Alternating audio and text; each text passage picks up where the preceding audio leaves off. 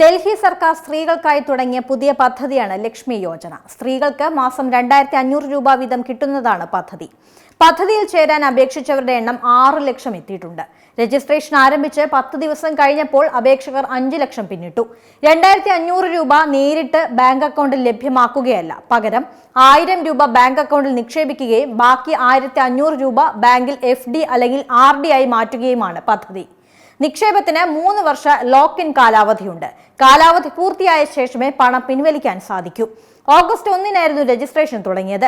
രക്ഷാബന്ധൻ ദിവസമായ ഓഗസ്റ്റ് 28-ഓടെ ആദ്യത്തെ 2500 രൂപ കൈമാറുകയാണ് ലക്ഷ്യം.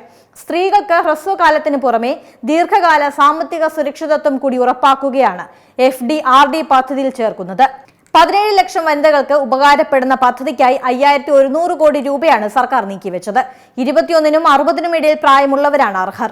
പ്രതിവർഷ കുടുംബ വരുമാനം 2.5 ലക്ഷം രൂപ കവിയരുതെന്ന നിബന്ധനയുണ്ട്. നിലവിൽ മറ്റേതെങ്കിലും പദ്ധതി വഴി സാമ്പത്തിക പിന്തുണ കിട്ടുന്നവർക്ക് ലക്ഷ്മി യോജനയിൽ ചേരാൻ അർഹതയില്ല.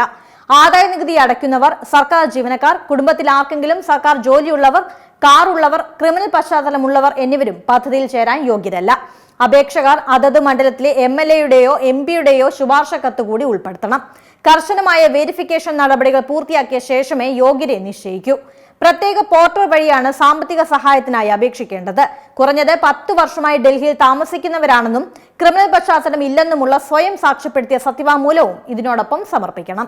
ഏറ്റവും പുതിയ വാർത്തകളും വിശേഷങ്ങളും വിരൽത്തുമ്പിലറിയാൻ Zee മലയാളം ന്യൂസ് എല്ലാ ഡിജിറ്റൽ പ്ലാറ്റ്ഫോമുകളിലും ലഭ്യം.